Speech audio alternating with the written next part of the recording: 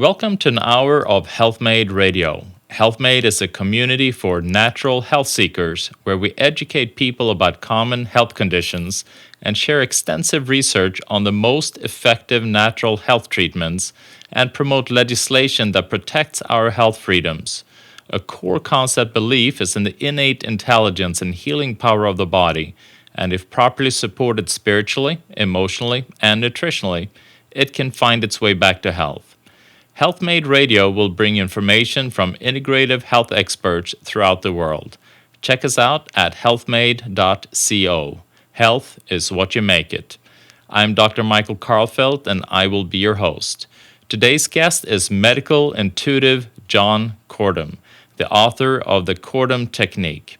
John Kortum has captured the attention of global healthcare community with his signature medical intuition and clinically observed rate of 93% accuracy.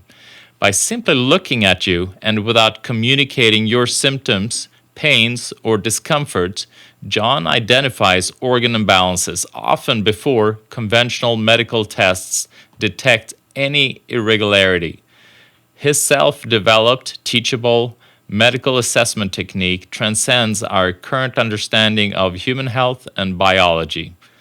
John has been featured on television networks including A&E Biography Channel's original series, The UneXplained, also at the Dr. Oz Show, ABC News, Fox News, NBC News, as well as several radio interviews.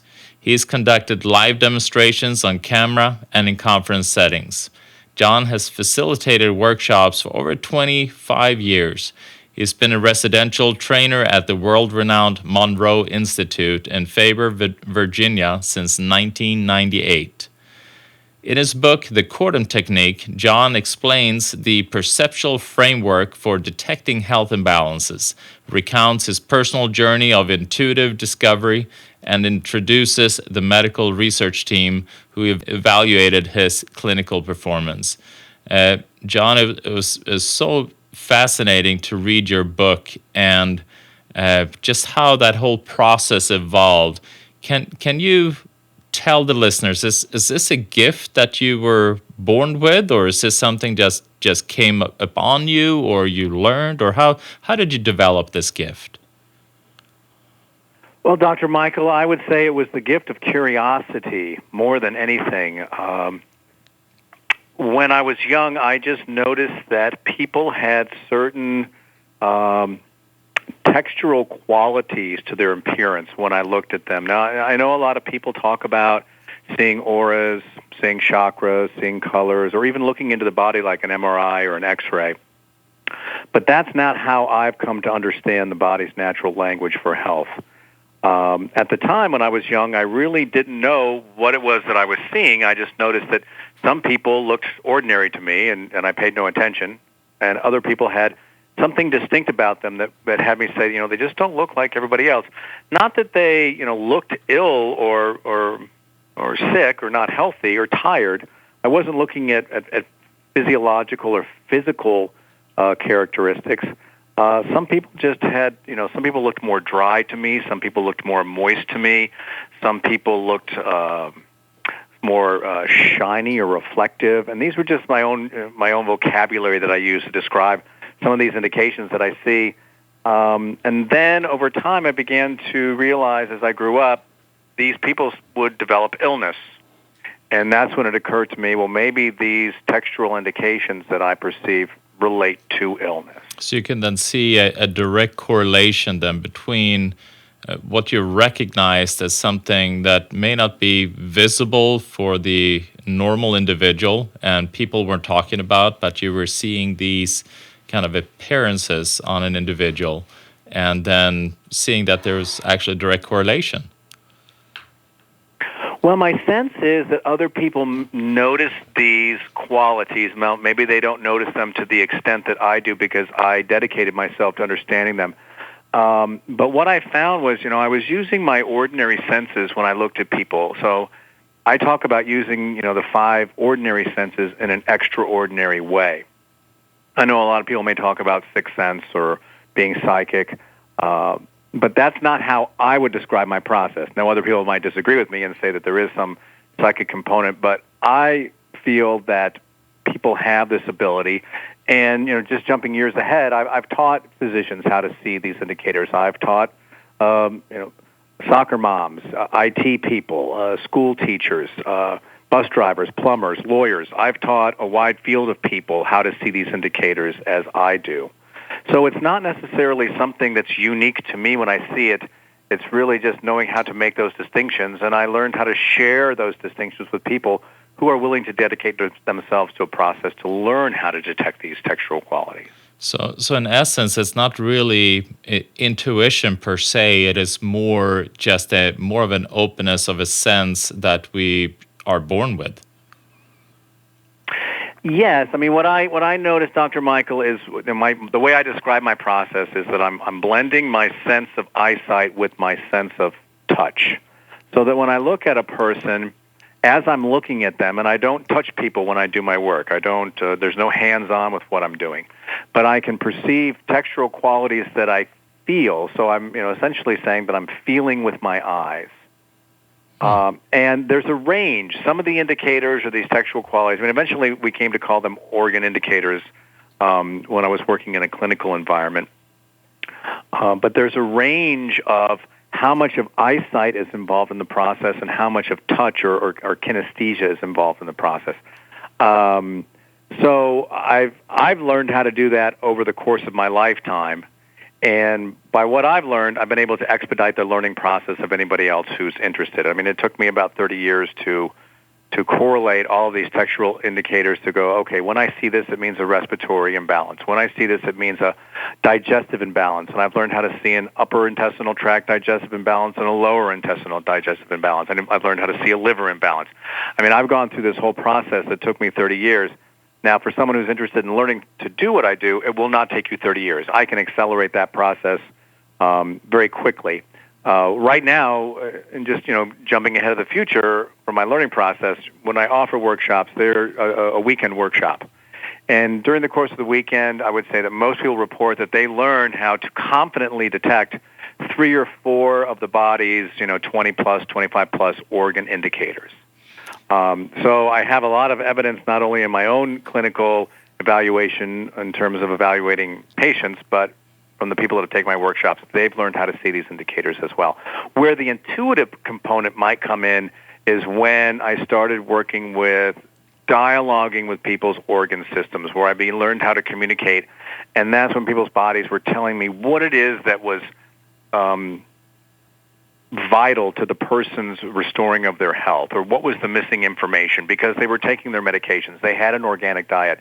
They were going alkaline with their diet, and they still weren't getting well. And so a lot of that was when I began learning how to dialogue, and I guess the words I would use was that I learned how to hear with my eyes, because, again, it's a process where I'm looking at somebody, and that's how I perceive this information.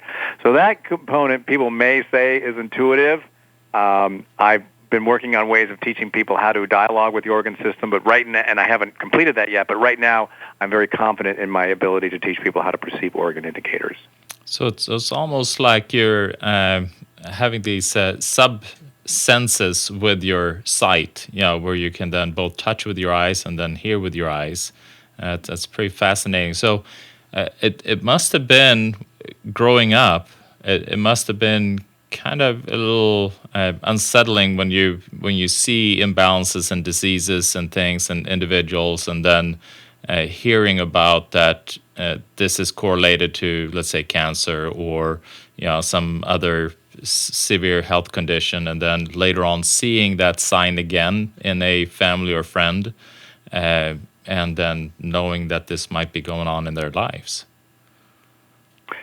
Well, it was not unsettling for me. For me, it was a magnet. It really caught my attention to say, this is something I have to understand. This is something I have to really learn how to interpret, to translate in terms of what I'm seeing, just with the repeated occurrence of the health imbalances associated with the textual qualities that I looked at when I saw people.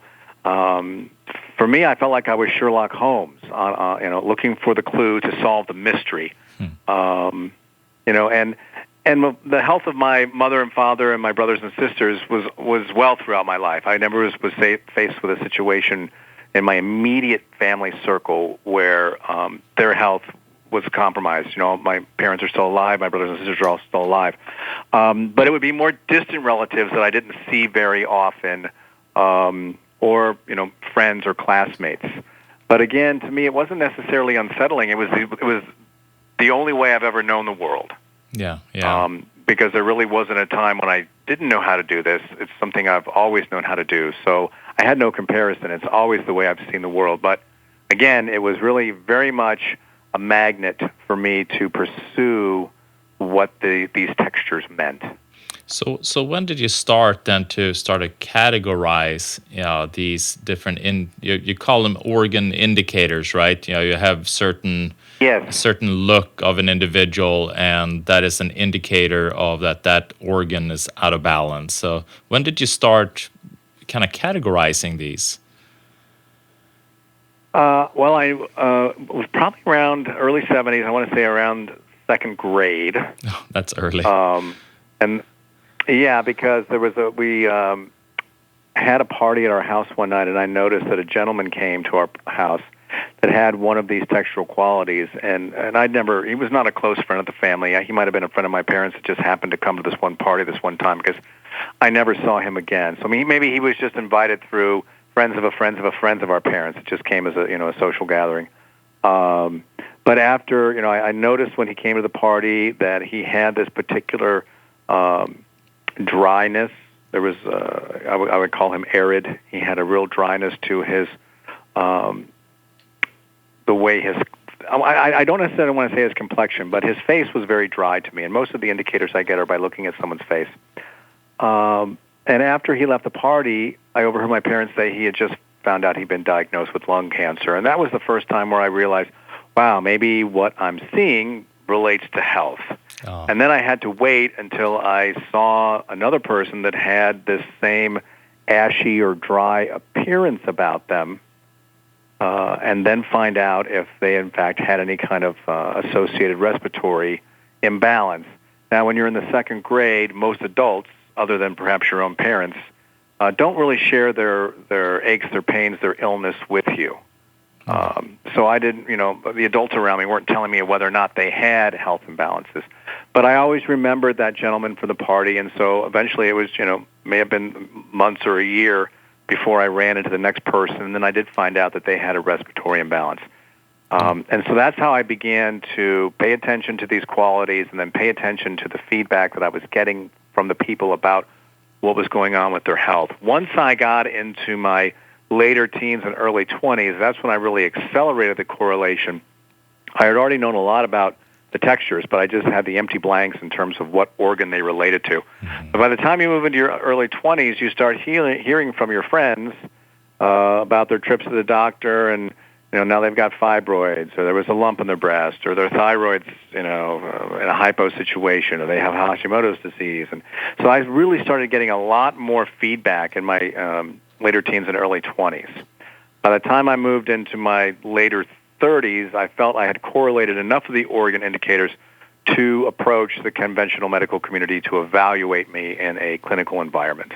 And this was in your early 30s already? I want to say I was in my late 30s when I approached the conventional medical community to evaluate me. Okay. Well, we're going to take a quick break, and I want to hear more about how that took place, because I'm sure that the medical community was not very open to your gifts, I'm sure. We'll be right back. You're listening to Healthmade Radio. I'm Dr. Michael Karlfeldt, and I'm here with medical intuitive John Kortum. Welcome back. I'm Dr. Michael Karlfeldt. You're listening to Healthmade Radio. I'm here with medical intuitive John Kortum. John, so you, as a child, you're recognizing these gifts and your ability to see things that other people were not able to see that correlated with their health. And obviously, this is not something that's taught in medical school. And but still, I would say that this would be an amazing tool if a normal doctor, medical doctor, or any kind of health practitioner would be able to uh, to to use in their own practice. So you were then approaching then the medical community, and how did that go?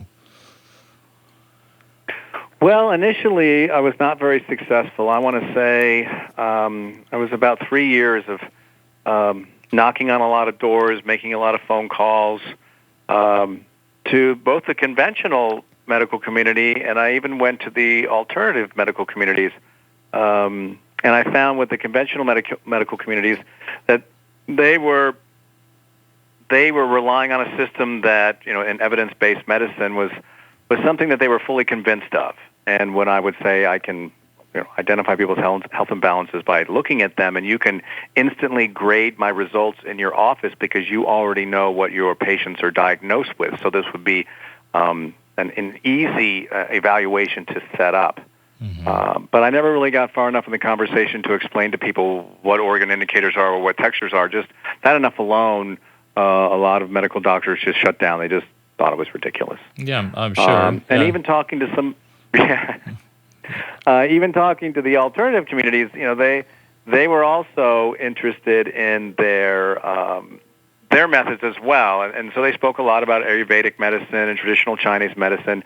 And so when I didn't come forward with a similar format, and I was talking about something fresh and new with indicators, again, there was not a real sense of interest. But after a while, I eventually found an endocrinologist and an adult nurse practitioner that had a private practice in Bethesda, Maryland, and the endocrinologist was also a professor of medicine at George Washington University and Georgetown University Medical Center. So he was very well credentialed. His medical partner, she was very well credentialed. And they were genuinely curious because they felt that it was important that if this was true, they needed to find out about it and see what applications it might have in clinical practice. Well, it is fascinating how us as health practitioners, and I don't think it really matters whether you're holistic or medical, you kind of have a sense as to how you feel healing should be done. And if it's a new technique that's coming forth that doesn't fit within your own framework, then all of a sudden it's something that you push away. You don't know how to incorporate it. So, I mean, that's amazing to be able to connect with somebody, like a medical endocrinologist, and have them be open to something that you presented. So, what did they want to do with that information? I mean, how did they want to see what your gifts could do? Well, when I initially contacted them, they said, well, please come to meet us at our office, and we'd like to hear what you have to say. And so when I arrived at the office, I thought we were just going to be talking about what I had to say.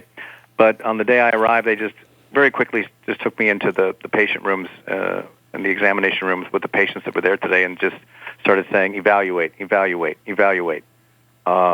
So it was just a real rapid fire of meeting with a lot of patients in a very short period of time, because I think they wanted to find out very quickly whether or not this was true, and if it was true, how reliable it was. Because I let them know that I was interested in pursuing a long-term evaluation period. So on that first day I was in the office, it was determined that I was correct in every circumstance in terms of what was going on with the patients that day in their office, and so they said. Then we're very interested in setting up, an exploratory study of this. And they said, they made it very clear too, because they said, if you're the only one that can do this, then its value is limited because you can only meet with so many people. But if you can dedicate yourself to a process of learning how to educate healthcare providers about how to use this technique in their clinical practice, then we will be very interested in working with you and moving forward with this. So I said, well, I'm pretty sure I can teach people how to do this. I've never done that, but let's see how accurate it is first. Yeah.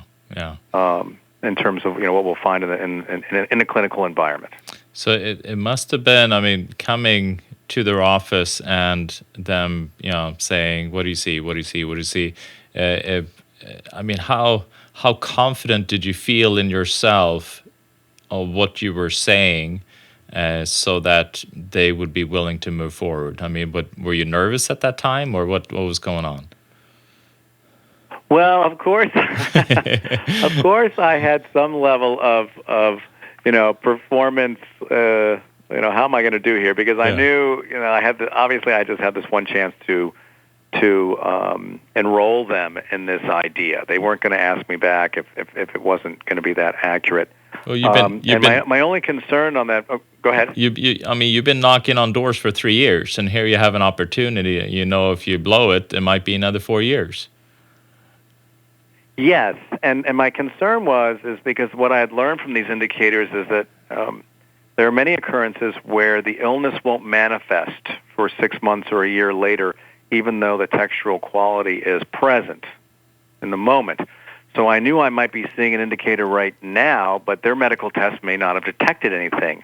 Mm-hmm. And on that day, what worked in my favor was that all of the indicators that I identified, those patients already had current conventional medical diagnoses for. Yeah. I think there was one instance where I had mentioned something about a thyroid, and they said that the thyroid looked okay, but then a few months later they found out that person's thyroid went into a severe hypothyroid situation. So as I began identifying organ indicators before medical tests could detect any irregularity, but eventually did, then they were very interested to understand, because how is it the body can tell a person that there's an imbalance before a medical test can tell the doctor there's an imbalance? Yeah, and that's what when I was reading your book, I was kind of curious about that, because here you're using a system that is limited in itself, the medical system. I mean, you're just looking at blood and imaging, and so it has its own limitation, and then you're metering your success with a system that is flawed in itself or limited in itself. And the whole idea, the reason for using a technique like the Kortum technique is that you're wanting to transcend what the medical community is able to see and be able to address issues before they show up, right? Absolutely, yes. So that must have been the biggest challenge. So how did you, having that in mind, how did you guys set up this this study? Well, so what happened was they, reached out to their patient population pool, because it was on a voluntary basis, who wanted to participate in this study. And, it was explained to the patients that they would come in. I mean, the patients they already had the health history on the patients, but the patients would come in for an in-person evaluation in the conventional format. And then on that same day, I would perform my organ indicator assessment of what was going on. And so they were informed, the process is, you will come in, you can't meet John before, the evaluation. You're not allowed to communicate your health history, your symptoms, your aches, your pains, complaints. You just sit in silence. And John's going to look at you for a little bit. He'll be in about 1 or 2 meters of proximity to you, and he'll make evaluations. There'll be no body contact. It'll be in a conversational setting. And then his results are going to be compared to the results that a clinician can identify using conventional means. So that's how it was set up. But it's also important to recognize too that the conventional medical diagnosis was set up as the control group. That in order for me to register a hit, there had to be a conventional medical diagnosis for the patient at the time of observation. So if I came in and I said, I see a thyroid indicator, and they said, yes, they have Graves' disease, that would be considered a hit. But if I came in on that day and I said, I see a thyroid indicator, and they said, well, recent blood panels shows no imbalance of thyroid, everything is fine. But then 6 months later, they developed hypothyroidism or Hashimoto's disease. That would be a miss. You can't go back and say, oh, it was a hit 6 months ago. We just thought it was a miss at the time. Because, again, there had to be a conventional medical diagnosis at the time of observation. So they couldn't go back and change results. But they were still interested to see how many times I could identify an imbalance before medical tests could detect anything. If I said that I detected a something going on with the patient with their hearing or perhaps some hearing loss going on. And all medical records showed that there was nothing wrong with the patient's ears, but the patient themselves spoke up and said, well, yes, I've been having difficulty hearing in my left ear. Again, that would be a miss because patient testimony is not a conventional medical diagnosis. So those were, some of the parameters that, perhaps worked against me. But in the end, even under, that protocol, it was still 93% accurate in terms of identifying what conventional medicine could identify by simply looking at people and not taking any x-rays or blood tests or MRIs. That's amazing. I want to hear a little bit more about that when we come back. You're listening to Healthmade Radio. I'm here with medical intuitive John Kortum. Welcome back to Healthmade Radio. I'm Dr. Michael Karlfeldt. I'm here with medical intuitive John Kortum. So, John, you were doing this study, and you had all these different parameters that, in my mind, is kind of stacked against you because of your ability to see things before they would be medically, clinically relevant, I should say. And then in addition to whether the medical profession are seeing it in the lab or it's diagnosed by a medical doctor, and the patient themselves is saying that this is what's going on according to what you're seeing. Still, with that, you are able to get a 93% accuracy in that clinical environment. And this is with not knowing anything about the patient prior to. You're just having a clean slate, a patient comes forth, and you just sit and observe and watch a client or watch a patient, and you're still able to get a 93% accuracy. Am I right with that? And how many? Yes. How long did this study last, and how many patients did this involve? Was it 10 patients for 2 weeks, or how? I mean, what were we talking about? Well, the study lasted approximately 16 months, and the medical team was very, very supportive for those times when my assessments weren't, 100% accurate. And I felt I needed to keep enough accuracy to keep their interest because there was no promise to how long the study would last, but it lasted as long as it did. I want to say within the patient population pool with the endocrinologist, there was 40 patients that participated. But I also began working with the nurse practitioner with people outside of the study.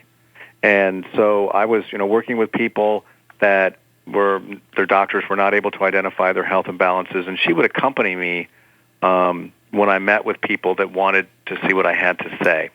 And again, she observed this, continued successful rate of identifying what the client's doctors had identified up until that point. And in some instances, we would tell the clients to say, look, go back and tell your doctors to just test your thyroid, that will resolve your issues. And for some of those clients, the doctors were resistant to the patient telling the doctor what to check. And it resulted in about a year delay before those people were finally diagnosed with Graves' disease. And had endured a lot of unnecessary invasive testing because the doctors thought it was something else. I mean, go ahead. Yeah, but how many? If you would count all the people, it was 16 months, and how many? I mean, in those 93% accuracy, how many people were that calculated based on? Would you say? Well, those were the 40 patients that were in their patient practice. Okay, so it was 40 patients, and 93% of those 40 patients, you were completely accurate considering these parameters that were set up. Yes.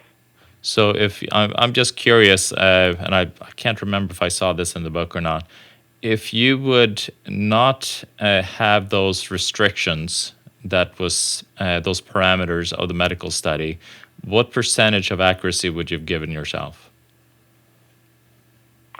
Well, it would have been a little bit higher than the 93, and I want to say to date, I still, sometimes when I meet with clients, it can be 100% accurate. But the reason I wouldn't say it was necessarily 100% accurate is because some people that I said I see a digestive indicator and there was nothing in their health record or nothing currently going on with their digestion at that time of observation, these indicators can indicate health years before something manifests. So after a 16-month period, I just lost contact with those people. I mean, the medical team in Bethesda after 16 months said, I think you've done a great job, John. You've really convinced us that you say you can do what you can do, but we do need to get our office back to its normal routine. Yeah. Because, I'd be coming into their office, once a week to meet with people. Sometimes it was meetings, with the clients. Sometimes the patients would, cancel at the last moment, as any doctor does. But I would be there anyway, and so we'd have, meetings about what we were going to do, meetings about what to test. They said, I'm going to say a few months into the testing, they said, okay, so to look at someone and say there's just a digestive indicator and they have a digestive imbalance, that's great. But are we talking about irritable bowel? Are we talking about diverticulosis? Or are we talking about colon cancer? How specific can you get? Because this is going to be important to clinical medicine. And so we began to put together categories for how I assigned my organ indicators to see just how precise I could be. And so with this, so like I said, there were some patients that I lost contact with just because I after the study was over. I don't know. They didn't reach out to me years later to say if an illness eventually did manifest. Yeah, exactly. So it's hard to know. It might be 100%, it might not be 100%, but time will tell, so to say. So how, when you're then looking a little bit deeper into these organs, in addition to being able to see, touch, I mean, you kind of see the texture. You're also able to you're mentioning you're able to hear and developing kind of like almost like a dialogue with these organs. So how did that come about? Was that something that's always been there, or is this something that developed as you were focusing on your senses, on your sense of sight? Well, I would say that it wasn't something that I had really developed at the same time when I was young, developing my ability to perceive indicators. But it was just something that I had learned to do because I wasn't talking to people's bodies throughout my childhood and life necessarily. But once we got into the Bethesda medical office and I was there on a routine and meeting with patients, that's where just some of my other ways of perceiving came forward. And one day, I want to say it was about halfway through the 16 months, so maybe 8 months, and there was a day when the woman I was evaluating had a thyroid imbalance, and the medical examiner at the time turned to me and said, okay, tell me why her thyroid is imbalanced, because she reports organic diet, no history of thyroid disease in her family, healthy lifestyle. She doesn't use tobacco. She doesn't drink alcohol. She doesn't even drink coffee. So why is this happening? And that's when I began to apply, just expanding my application of eyesight and with my other senses. And sometimes when I would be with people, or in this particular instance, I would feel like a vibrational language, almost like a pulsing Morse code that I had to learn how to translate. And in this one particular instance, the body didn't say, oh, we need some vitamin A, or we need some more calcium, or, she needs to sleep more. It wasn't any of those conventional ideas about what supports health. What this woman had said, well, she's giving her power away. And her thyroid is reflective of the power organ for women. And until she reclaims her power, no matter how much T3 you give her, it may stabilize her, but it's not going to correct her illness. That's fascinating. And that's when we began engaging people with, okay, let's take a look at the power dynamics in your life. And how can we include that, with your clinical or conventional medical treatments, your medications, or whatever you're doing. And that's where, the organ dialogue initiated during our time in Bethesda.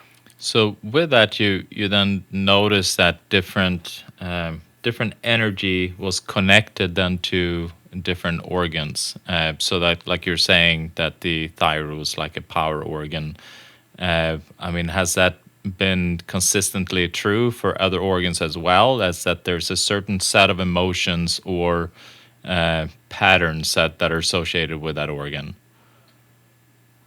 Well, what I found was that it's not like I would talk to someone else's thyroid and it would have different information to say. I began to notice consistency. So I had a lot of opportunity to work with women's thyroids because thyroid disease for women is so prevalent in our culture, not so much with men.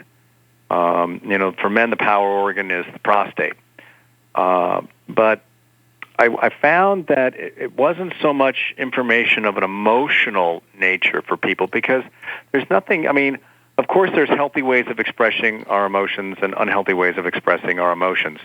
But to say emotions are causing illness, I'm not convinced that can be true. Now, I do think that suppressing emotions can certainly have an effect on people's health.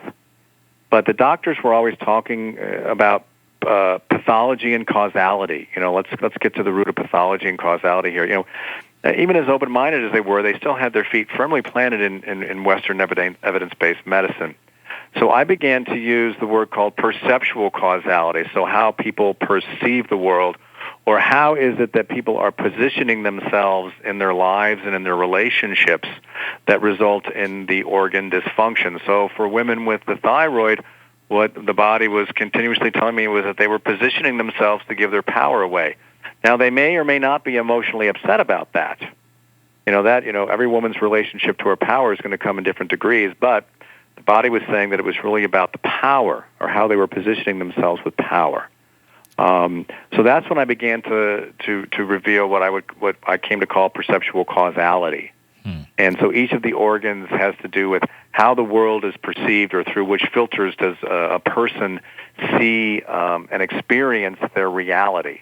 So for people with respiratory imbalances, there's a perception of injustice in the world. So the world is perceived as unfairly or unjust. Now, it can be on the personal level, just on your own events in your own life. Or, Dr. Michael, all we have to do is turn on television and watch the nightly news, and we see a culture full of people that are, one group of people is treating another group of people unfairly. Yeah. So, there's a lot of ways that a person can connect with the unfairness in the world. The same with pancreas and liver. Those are associated to performance expectations. How do people, what expectations do they hold about their own performance in life, and what expectations do they hold about people who, around them, their performance expectations?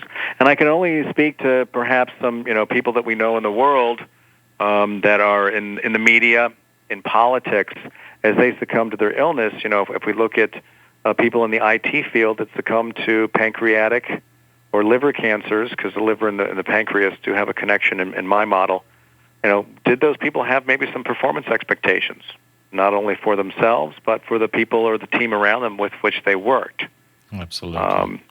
So that's where I'm, it goes beyond emotions in terms of what I've been able to identify. Yeah, it's more how you kind of perceive the world around you, but then the emotion in connection to that perception can be more individualized. We're just going to take a quick break. We'll be right back. This is Dr. Michael Karlfeldt, Healthmade Radio. I'm here with medical intuitive John Kortum. Welcome back to Healthmade Radio. I'm here with medical intuitive John Kortum.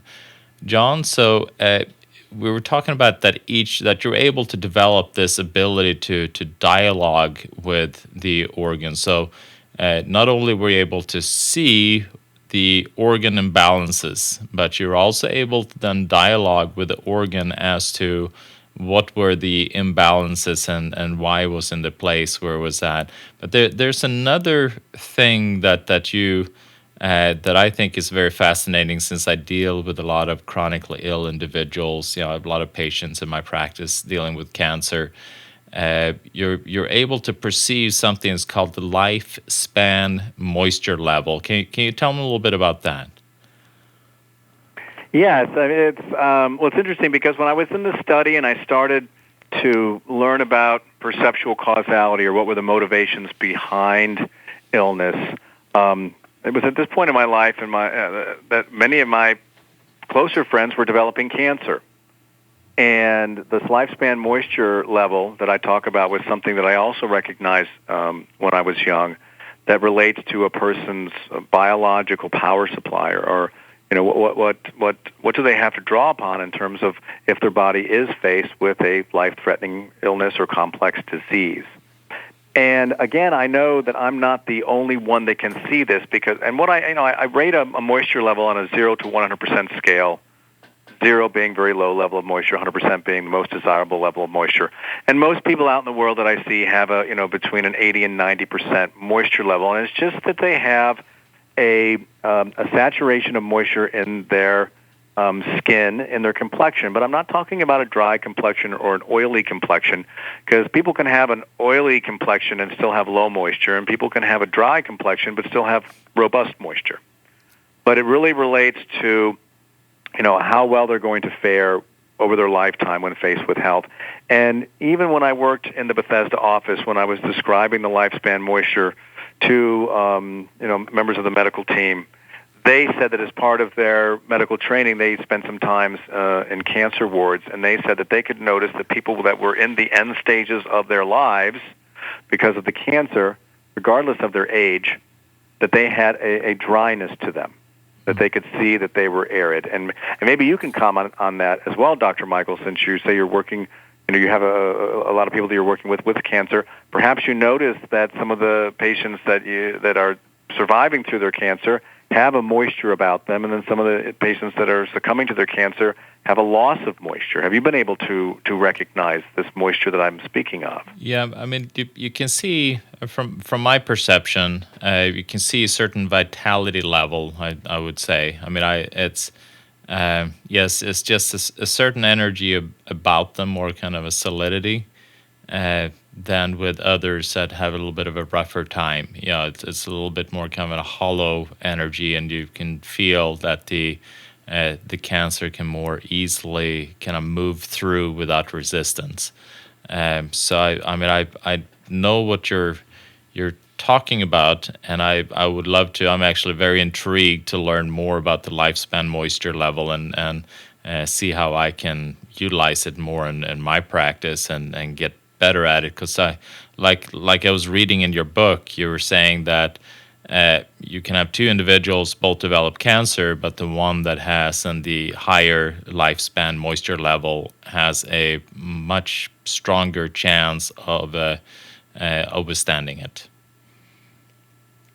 Yeah, and it's interesting that you use the word hollow when you look at people that maybe not be doing as well as they could be. Because I think I've referenced on my website, I have some pictures. I talk about, if you look at someone and you think of a honey made by honeybees, if you look at the honeycombs in the hive, and they're full and dripping of honey, and then when you look at the hive after all the bees have left and the honeycombs are just empty, that's kind of a comparison that I make, in terms of the wetness and the dryness between people with a healthy level of moisture and people with not as healthy levels of moisture, that there is kind of a hollow honeycomb. And I'm not saying that I see honeycombs when I look at people, but that's just the quality of moisture or saturation that I perceive when I look at people. That's fascinating. And I'm curious, do you have to meet an individual face to face, or can you look at somebody's photo? Can you look at the television and be able to see what's going on, or read their body, so to say? Well, in photography, it all depends on how the photograph is taken. And I can only determine that when I actually look at the photograph. There's nothing that I can say that if you just, have a profile picture or a face, headshot, that tells me. I can only tell when I look at the photograph. Some photographs will tell me some information. Some photographs will tell me a lot more information, but it's really no guarantee. So I don't really work necessarily with photographs when I'm working with people. If I see people constantly in the news and media, when I see, as I've seen the many presidents of the United States over the course of my lifetime, I've been able to see some of their health imbalances, and then over time, we would find out in the news that they are having some cardiovascular complications, or they're, having some neurological complications, after their presidencies. Yeah. And with, motion pictures, seeing Hollywood movies, if I'm seeing, famous celebrities that are appearing constantly in film, and I see them animated. Seeing people in animation gives me a lot more information. And that's when I was younger. I began to realize I would watch movies. I would watch the Tonight Show with Johnny Carson, and that's when I would realize, because people would come on the Tonight Show with Johnny Carson, and they would say, they've got pancreatic cancer. They would say, what they had, and I was like, oh, okay, now I'm getting A plus B here. I'm connecting the dots. I'm seeing the texture, and I'm hearing what their illness is. So that also helped me very much in terms of translating the organ indicators. That's fascinating. But in terms of when I work with people, just so I don't miss anything, I always make sure that my meetings are in person. Yeah, absolutely. And so with everything that you've done, I mean, what are your next things? I mean, you've got the Kortum technique book, you've done the study, you're traveling all over the world doing workshops and teaching people your technique. I mean, what is next for you? Well, I would say that the lifespan moisture level is something that is still significant to me. And I know during the course of the first book, and the reason it's called the Kortum technique is that was a term adopted by the medical research team as they watched me in their clinical office. But it was an endocrinology practice. They had medical records from other doctors that the patients were being treated for other conditions. But I wasn't really working with a lot of cancer patients. And as I began, pursuing my investigation of the lifespan moisture level, I was reaching out to, university research studies to see if they would be willing to engage, grants or funding to find out what, this lifespan moisture is. And unfortunately, they said, well, we don't know if lifespan would be, because I said, the biology has to reflect this in some way. If it's affecting a person's appearance, then on some level it must be there must be evidence in the blood, the urine, the saliva, the tissue. Somehow, this has to be be able to be detected through some kind of measuring device that we have in medicine.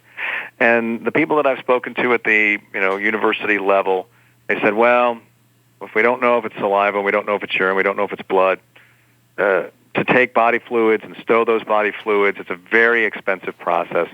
Plus, we can't just come right in and look for this specific lifespan moisture level thing that you're talking about. We'd have to take a study with a patient population pool that people that had all kinds of, they could come from all backgrounds. They couldn't just be cancer patients. We'd have to start with a wide focus and then narrow down based on previous test results. And so we're looking at around $500,000 for that kind of study. Yeah. And I was like, and they're like, we're probably not going to get that kind of money for an intuitive study. So what I did was I started traveling around North America, the United States, and Canada, and going to oncology practices and working with the patients who are willing to volunteer their data. They're willing to sign releases with HIPAA and allow their medical records to be released to me, so that I could begin to evaluate what kind of cancer they have, what is their stage, what is their grade, and then how do I evaluate their moisture level. And then I would take photographs of these individuals to assemble with my research. And after traveling around the U.S. and meeting with about 50 cancer patients of all kinds of cancers, because to me, moisture level doesn't matter what cancer it is. Moisture level is a moisture level, so it's not cancer specific. So I accumulated CBCs and blood data on about 50 people. And then I presented the information to a West Coast university. I was like, here, I did the research on my own, at my own expense. And the university was like, we can't use this. These people are on chemotherapy and radiation. Their body environment's been contaminated. We can't use this in a medical study. We have to have people that have cancer but have not had any treatment or medications. Yeah. I was like, boy, that's going to be tough because most people that are faced with cancer are probably on some kind of treatment or medications. So I continue to understand and explore this information as best I can, but I wouldn't say I've had the most tremendous support from the conventional medical community. No. So in the absence of that receptivity to the research that I did as best I could, I've returned now to dialoguing more and more with the body. And in my first book, I did talk about the perceptual causality for some of the organs, but a lot of the organs were untranslated at that point. Since then, I have translated more of the perceptual causality associated to those organs. So I'm working on a second book right now, and right now the working title is The Seven Unknown Elements of Healing. That probably won't be the final title, but I'll be introducing some new information to the world of healing and in terms of how perceptual causality plays out. And in terms of if you have a health imbalance and you're going to your doctor, you're taking your medication and you're not getting well, here's why you're not getting well and here's what you can do to get well. And again, it won't have anything to do with diet, exercise, or herbs. I work with a lot of yoga teachers who are vegan that have cancer. So, I'm homing in on, what is the real causality in terms of if we see evidence-based medicine as cause and effect. So the second book does not require that you be able to see indicators. It's going to be information translated from the human body that will be available to everyone, and they'll be able to apply it in their own lives. That's exciting. That's really exciting. Well, I would urge everyone to, we will have all the links to the Kortum technique and the where John Kortum, wherever he's teaching, the workshops. You'll have that available over at healthmade.co. So go to healthmade.co and click on this interview, and you can then connect with him that way. Thank you so much, John. I urge everyone to pick up a copy of the Kortum technique. It's a fascinating read. Thank you so much, John. Thank you very much, Dr. Michael. It's been a pleasure. Truly been my pleasure. So that's all for today. I'm Dr. Michael Karlfeldt with Healthmade Radio. Again, remember to connect with us at healthmade.co. Health is what you make it.